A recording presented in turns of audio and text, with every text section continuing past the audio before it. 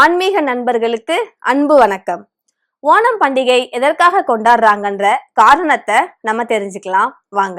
ஆவணி மாதத்துல ஹஸ்தம் நட்சத்திரத்துல இருந்து திருவோண நட்சத்திரம் வரைக்கும் 10 நாள் கொண்டாடுற ஒரு மகத்தான பண்டிகை தான் இந்த ஓணம். கேரள மாநிலத்தோட மிக முக்கியமான பண்டிகைல இதுவும் ஒண்ணு. கேரளாவுல இது இன்னைக்கு வரைக்குமே ரொம்பவும் கோலாகலமா கொண்டாடப்பட்டு வருது. ஓணம் கொண்டாடப்படுற நாள் அன்னைக்கு கேரள மக்கள் எல்லாருமே அவங்களுடைய வீடுகள்ல கடவுளை வரவேற்கிற விதமா பூக்களால அலங்கரிச்சு புத்தாடை அணிஞ்சு கோவிலுக்கு சென்று ஸ்வீட்ஸ் எல்லாம் பக்கத்து வீட்டுல இருக்கிறவங்களுடைய ஷேர் பண்ணி அவங்க ரொம்பவே சிறப்பா கொண்டாடி மகிழ்வாங்க. இந்த ஓணம் பண்டிகை ரொம்ப விமர்சையா கொண்டாடுறதுக்கு என்ன காரணம் அப்படின்னா ஒரு அரக்கன் தான். அரக்கன்னு சொன்னா அவங்களால நம்ப முடியுதா? அந்த அரக்கன் பேர் தான் மகாபலி சக்கரவர்த்தி. இவருடைய கதை என்ன அப்படின்னு பார்க்கலாம். புராணத்துல பிரகலாதன் கதை என்ன அப்படின்றத நமக்கு தெரியும். பிரகலாதன் ஒரு அரக்க வம்சத்துல பிறந்தவர் அப்படின்னாலும் விஷ்ணு மேல ரொம்பவே பக்தி கொண்ட காரணத்தால நரசிம்மரிடம் ஆசி பெற்றாரு. இவரது பேரன் தான் மகாபலி சக்கரவர்த்தி. இவர் ரொம்பவே சிறப்பா நாட்டை ஆட்சி செஞ்சுட்டு வந்தாரு. இருந்தாலும் இவரது ஆட்சியில தேவர்கள் எல்லாருமே ஒடுக்கப்பட்டாங்களாம்.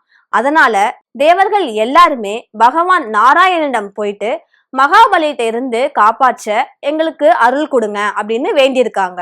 தேவர்களுடைய கோரிக்கையை ஏற்ற அந்த பகவானும் வாமனனாக அவதரிச்சாங்க அப்படின்னு புராணம் கூறுது. மகாபலியோடைய குரு சுக்கராச்சாரியார். ஒரு தடவை குருவோட ஆசி பெற்று நாட்டுல ஒரு ராஜசூய யாகம் ஒன்றை நடத்தினாரு மகாபலி. அந்த யாகம் நடக்கிற சமயத்துல யார் எதை கேட்டாலும் தானமா கொடுக்கிற வழக்கம் இருந்துச்சு. இதனால நாட்டுல இருக்கிற மக்கள் அவங்களுக்கு வேண்டியத அரசருடைய மூலமா தானமா பெற்று சென்று வாழ்ந்தாங்க. யாகம் நிறைவு செய்யற நேரத்துல ஒரு சிறு பாலகனான வாமனர் அரசரிடம் தானம் பெற நினைச்சாரு. மகாபலிக்கு குழந்தையா இருந்த வாமனரை பார்த்ததுமே அவருடைய மனசு அவர் அறியாமலேயே மகிழ்ந்துச்சான்.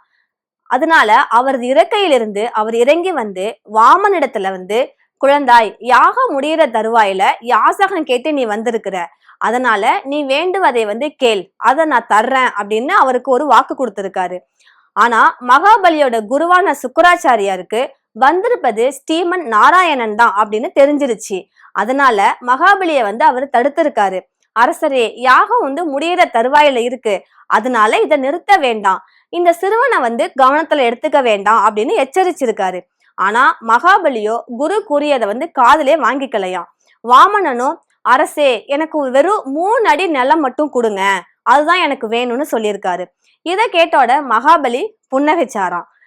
அது மட்டும் இல்லாம வெறும் 3 அடி நிலமா, அதுவும் நீ பாலகன், உனது பாதமும் ரொம்ப சிறியது, இதை கொண்டு நீ 3 அடி நிலம் கேட்கிறியே, இது போதுமா அப்படின்னு கேட்டிருக்காரு.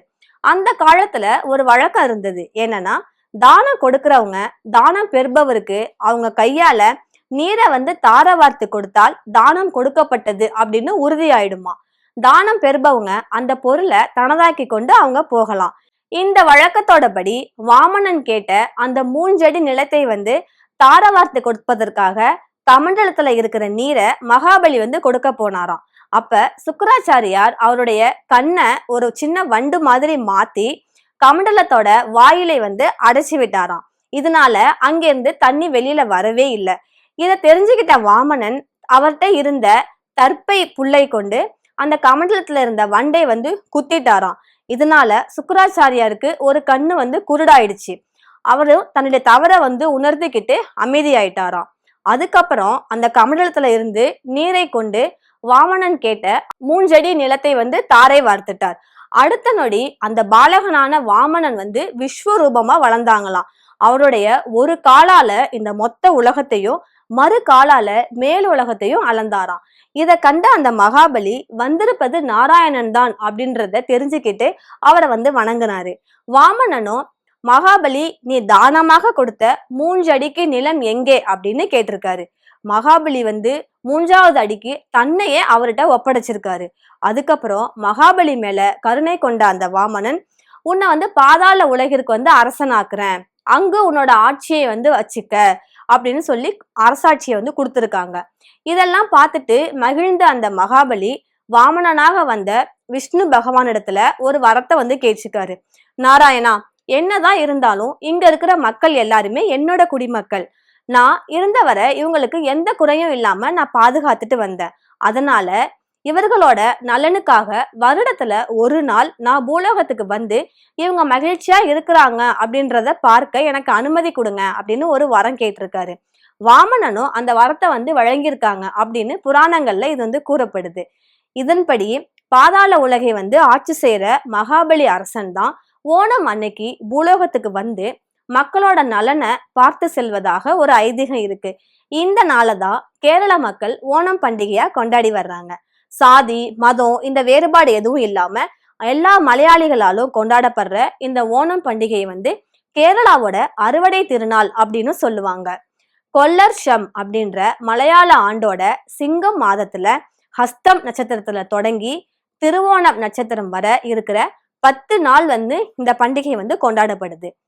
ஆவணி திருவோணம் நட்சத்திரத்துல கொண்டாடப்படுறதுதான் ஓணம். சங்க கால புராணங்கள்ல எல்லாம் விஷ்ணுவோடைய பிறந்த நாளாகவும் அந்த வாமனன் வந்து அவதரித்த நாளாகவும் அன்னைக்குதான் வந்து குறிப்புகள் நிறைய ஏராளமா இருக்குது. ஓணம் ஸ்பெஷல் உணவுகளை பத்தி பார்க்கலாம். ஓணம் பண்டிகையை முன்னிட்டு அன்னைக்கு சிறப்பு உணவுகள்லாம் தயார் செய்வாங்க. கானம் விற்றாவது ஓணம் உண் அப்படின்ற பழமொழி ஓண சாத்தியா அப்படின்ற உணவோட சிறப்பை வந்து கூறுது. 6 சுவைகள்ல இருக்கிற கசப்பு தவிர மற்ற சுவைகள்ல 64 வகையான ஓண சாத்தியா அப்படின்ற உணவு வந்து தயாரிப்பாங்க. புது அரிசி மாவுல தயார் செய்யப்பட்ட அடை, அவியல், அடை, பிரதமன், பால் பாயசம், அரிசி சாதம், பருப்பு, நெய், சாம்பார், காளன், ஓலன், ரசம், மோர், தோரன், சர்க்கரை புரட்டி, கூட்டு, கிச்சடி, பச்சடி, இஞ்சி புளி, எரிசேரி, மிளகாய் அவியல், பரங்கிக்காய் குழம்பு, பப்படம், காய் வறுத்தது, சீடை, ஊறுகாய் அப்படின்னு நிறைய உணவுகள் வந்து கடவுளுக்கு வந்து அன்னைக்கு படைச்சி கும்பிடுவாங்களாம். ஓணம் ஸ்பெஷல் வந்து அத்தப்பூ கோலம் தான். ஓணம் பண்டிகையோட சிறப்பு அம்சமே மகாபலி மன்னனை வந்து வரவேற்கிற விதமா கேரளாவுடைய ஒவ்வொரு வீட்டு வாசல்லையும் போடப்படுற அத்தப்பூ அப்படின்ற பூக்கோலம் தான்.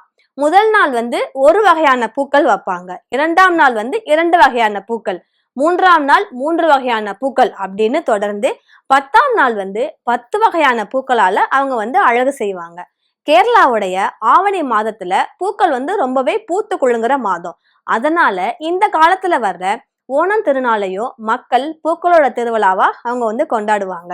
இதுல பெண்களுடைய ஆடை வந்து ஒரு முக்கியத்துவம் வாய்ந்தது. கசவு அப்படின்ற ஒரு தூய வெண்ணிறை ஆடையை தான் பெண்கள் வந்து அணிவாங்களாம்.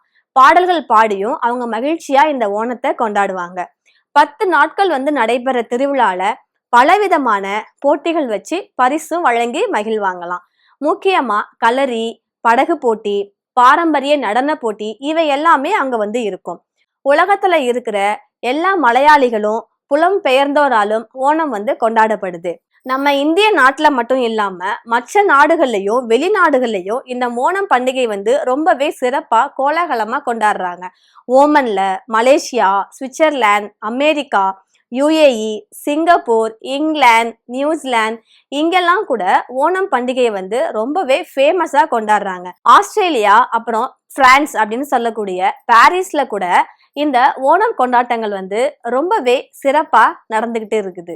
ஸோ ஓணம் கொண்டாடுற அனைவருக்குமே ஓணம் திருநாள் நல்வாழ்த்துக்கள். நன்றி.